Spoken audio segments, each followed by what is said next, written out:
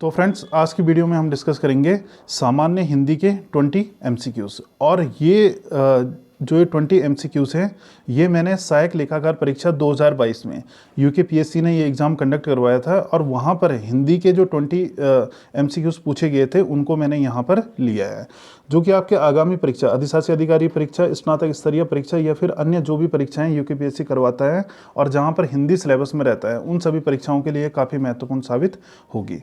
तो आइए इनको हम डिस्कस करते हैं। इससे पहले हमने जो है 3 हिंदी के PYQ पूरे 100 MCQs के हमने अपलोड किए हैं।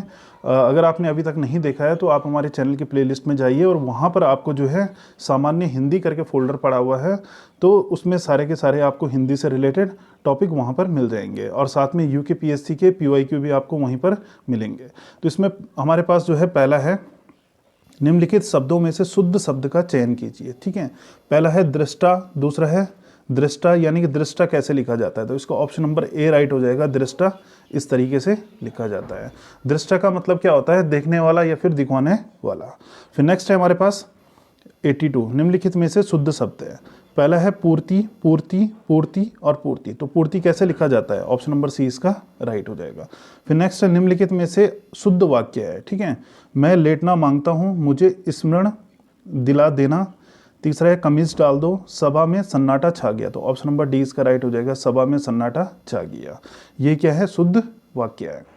फिर नेक्स्ट है हमारे पास, रंगमंच पर पर्दे के पीछे के स्थान के लिए एक शब्द होता है। ठीक है, रंगमंच पर पर्दे के पीछे के स्थान के लिए एक शब्द होता है। ठीक है, उसको क्या कहते हैं? रंग सीट्स कहते हैं, रंगपीठ या मतबारिका या नेपथ्य। तो उसको कहते हैं नेपथ्य। ऑप्शन नंबर डी इसका राइट हो जाएगा। फिर नेक्स्ट है, सारी पृथ्वी से संबंध रखने वाला शब्दांश के लिए एक शब्द है। क्या है? सार्वकालिक, सार्वभौमिक, सार्वजनिक या इनमें से कोई नहीं। तो 85 का राइट हो जाएगा, ऑप्शन नंबर बी सार्वभौमिक। फिर नेक्स्ट है 86, वर्ष में एक बार होने वाला के लिए एक शब्द है। ठीक है, वर्ष में एक बार होने वाले के लिए एक शब्द क्या है? तो इसको कहते हैं वार्षिक। ऑप्शन नंबर सी इसका राइट हो जाएगा। फिर नेक्स्ट है, निम्नलिखित शब्दों में से तत्सम शब्द चुनिए। ठीक है, पहला है आम्र, दूसरा है आग, चरखा और डिबिया। तो ऑप्शन नंबर ए राइट हो जाएगा, आम्र इसमें क्या है? तत्सम शब्द है।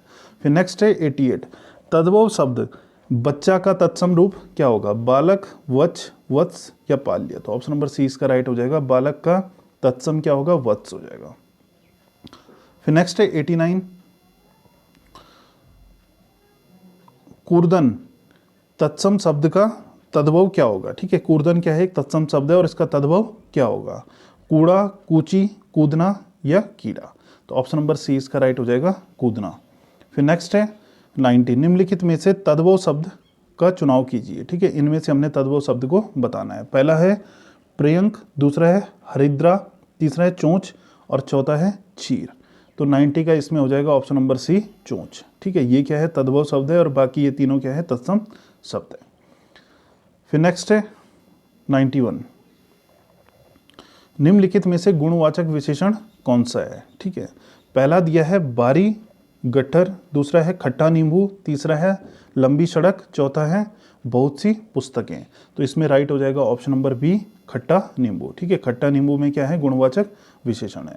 फिर नेक्स्ट है 92, काला घोड़ा दौड़ रहा है, वाक्य में विशेष्य है। ठीक है, तो इसमें देखिए, इसमें जो है सबसे पहले विशेषण इसमें क्या है? विशेषण है काला। ठीक है, विशेषण इसमें क्या है? काला। काला इसमें क्या है? विशेषण, विशेषण। ठीक है, और घोड़ा इसमें क्या है? विशेष्य। ठीक है, घोड़ा इसमें क्या है? विशेष्य, विशेष्य। ठीक है, तो क्या हो जाएगा? घोड़ा। ऑप्शन नंबर 20 का राइट हो जाएगा।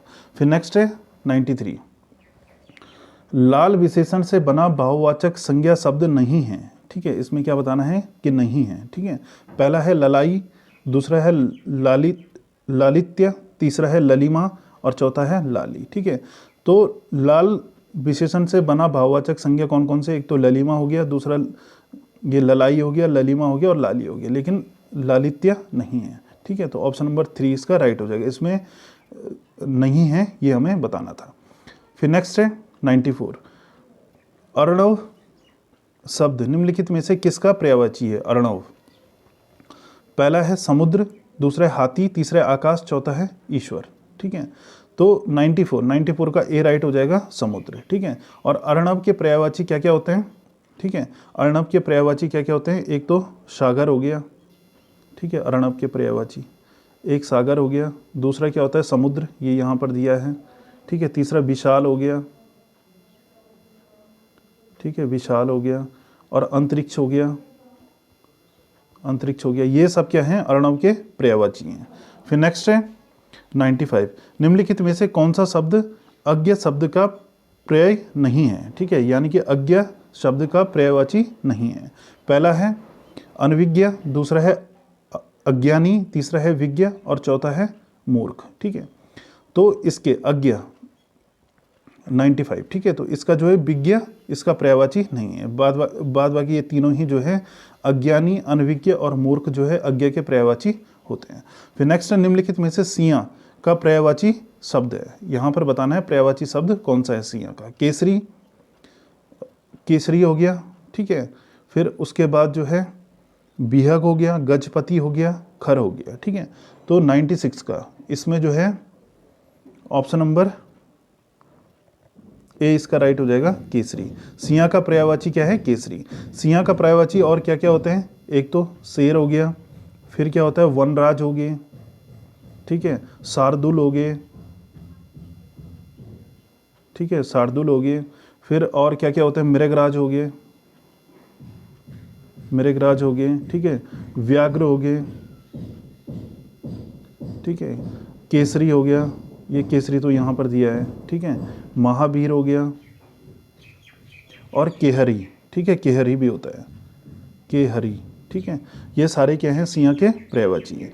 फिर नेक्स्ट है 97, हरि शब्द किसका पर्यायवाची नहीं है? ठीक है, तो किसका नहीं है? ऑप्शन बी भालू का नहीं है। ठीक है, ये तीनों ही जो है विष्णु का पर्यायवाची हरि होता है, सिया का भी और वानर भी। ठीक है, ये भालू का जो है पर्यायवाची हरि नहीं है। फिर नेक्स्ट है निम्नलिखित में से निरामिष शब्द का विलोम शब्द क्या होगा? निरामिष का पहला है मलेच्छ, दूसरा है भक्ष्य भक्षी, तीसरा है दुर्भोजी, और चौथा है सामीस।